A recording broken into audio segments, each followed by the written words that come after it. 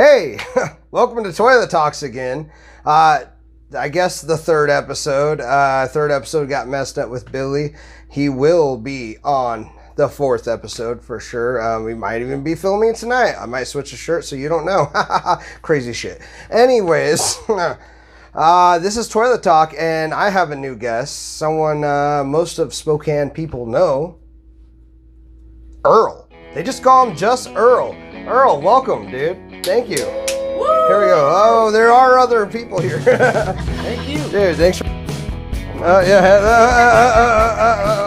Thank you, sir. Appreciate All right. I'm going to grab that. Yep. Right. I'm trying to make not the same mistakes again. That's nice. That's all right. Anyways. You know, funny story right off.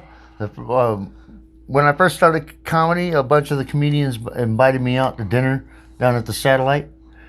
And one of them had a lapel mic under their jacket. And I shit you not, I had all this, like, I thought, well past issues rush into my head. I was like, why is he mic'd up? What's going on? Is it the FBI? Sounds like an Earl moment. First off, thank you for being here, dude. Thank you, sir. Thank you. If you haven't seen Earl, Spokane Comedy Club, you're hitting the draft zone most Thursdays. Yeah. Hitting the draft zone. I'm out at Medical Lake at the Foxhole every third Thursday. You gotta check out that. That's great. Wallace every other Friday of most times. So yeah, we're getting out there, getting around. Thanks for being here, man. Thank you, sir. Not bad.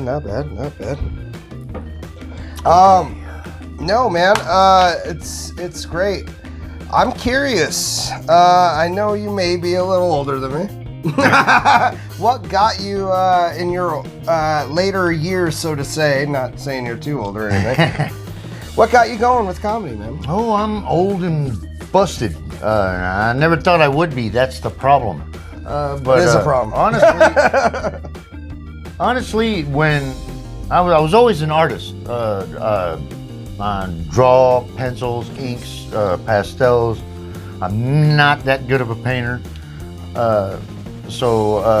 But back in the day, it was my best friend wanted to be a stand-up comic, and I wanted us to be in a band. And he learned to play the guitar, and I started comedy. I get that. But I honestly, there was a time, like I consciously remember, I've always been a lover of comedy. I consciously remember watching sets and be like, how in the hell did they do that? I didn't think I could ever do that. Especially since by the time I started seriously considering it, instead of trying to be a rock star or a drug dealer, I thought it was too late because I'd been in too much trouble. And honest to God, there's two like inspirations in entertainment that really got me here. And one of them's Joey Diaz and Ali Sadiq. All right, I get that. They both were legitimately funny comedians, regardless of the crime that they had done or the mistakes that they had made. And it wasn't until then that I really was like, oh, someone like me can do this. Well, and the reality is if you're following something that's a passion, I feel like you're gonna give a part of yourself that you can't give to anything else if you actually give a shit about it. Well, I honestly think that since starting comedy, that I truly figured out what was wrong with me all this time. You know, I just had my careers screwed up. I was a comedian the whole time. Yeah. Yeah. No, I think much of my psychosis is explained through just embracing comedy. I'm one of those that use it almost as therapy. It's something I feel like I need to do. Absolutely. That's just to get off my chest. It is my therapy. I spew my insanity onto the crowd. I'm not asking for forgiveness or understanding. I'm just so you know. Yeah, I understand some of the shit that I say. That shit crazy. Welcome to the club. You know. Well, and that's the coolest thing is even in Washington State, we can get a little crazy. We can get a little wacko, and people accept you more. You're trying to express yourself in an art form. I think it's decent. I mean, it's better than I don't know, mass shootings and stuff. I do. I do like the fact that cut that out. Cut that out. the comedy scene. I do like the comedy scene, but honestly, I've we talk about what else got me in the comedy. Yeah. I had thought about it for a long time. I had ideas about what I would write about, crazy life stories and stuff like that. Was the original plan, and Life. yeah, and that all ended the first time I wrote a joke. But the one thing that really drove me, it is one of my jokes. I'd had to have a family reunion. My mom needed to move. I'm a good son, so I jump on a plane, fly out, pack my mom's shit up. We rent a truck. I take her where she needs to be. She's trying to move back to her hometown when she was a kid. And for the first time in my life, I was born in Oklahoma. We moved to Southern California when I was a kid. I grew up on an Indian reservation. You? Yeah. In Southern California. Well, we could be there legitimately. My mother is Irish and Cherokee. My father is French and Osage. Yeah. They were ending wars, is what they're doing. That's right. That's right. That's a whole other thing. I am the probably peace and love. The end result through the only privilege that ever really existed in history, which is pretty privilege. You know, it doesn't matter what color you are, where you're from, or whatever. You find enough. Get that bitch over here. I want her. I'll fucking spend every gold piece I got. Oh man, dude. I grew up on a Native American reservation in Southern California that was neither tribe of what I'm actually related to. Both sides of my family were forest Indians, so to speak, or river Indians. The people that I grew up amongst were desert Native Americans with blonde hair and blue eyes and a name like Earl. So, you know. I imagine you had the best fireworks. You would be surprised how true that is. I think I wouldn't. From all sides of my family. But the Irish side of my family, actually, I wasn't around much of my life. I grew up around Native Americans, and then when I was 14, we moved to Las Vegas. Okay. Which legitimately is a melting pot, like a true, on par with LA, New York, any of that. Everybody comes from all over the world to be in Vegas. It's crazy. Just more. Okay. All right, yeah, no, we're still shooting. Anyways. But yeah, I had to move my mom back to her hometown in Oklahoma, where both sides of my family are from. Yeah, luckily, opposite ends of the state from one another. Yeah, it's not Idaho, you know. I feel that way. I actually got family in Oklahoma. I'm not trying to. Yeah.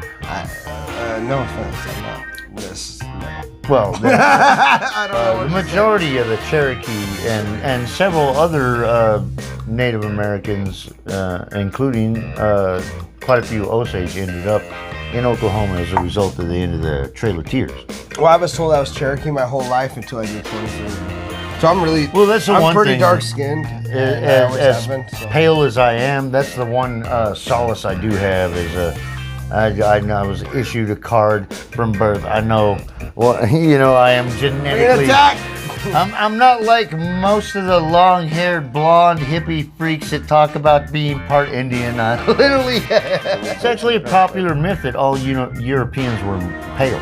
Well, that's the thing is I have a lot of German and I have Norwegian in me too, and I mean, there's Germans and Norwegians that are dark skinned. There just is. Well, Norwegians usually the darker ones are like Inuit or something like that. I have 2% South African. Whatever that means. That's yeah. We'll cut that out. What? No. Keep that shit in. You heard him. Jesus. See, this is why we just keep filming. No, hey, that's why I say, don't relax, folks. Relax, Earl. He's fine. He's better than your uncle, most likely. At what? I hate home for what too did many your people. uncle do? I mean, I don't remember, but they say that's part of it. Yeah. I think we kind of all probably have some sort of secret uncle like that. The one that we know, but, don't get caught. He's a good guy until that one time. Room alone. And if you don't, you should know they're out there and beware.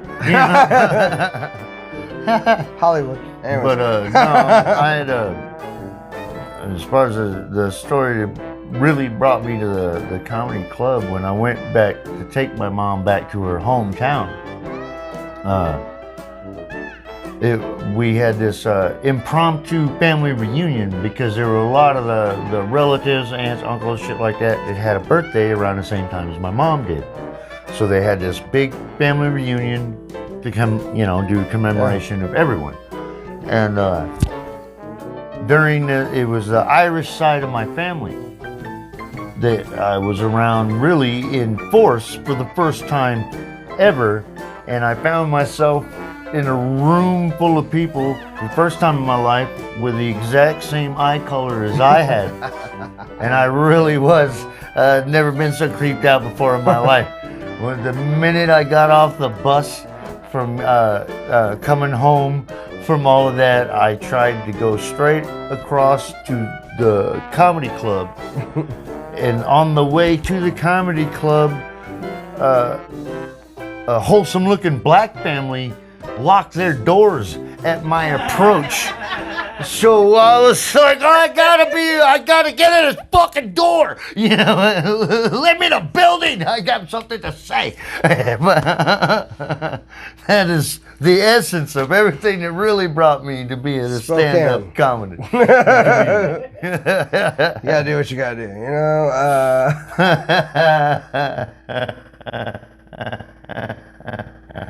God, nothing.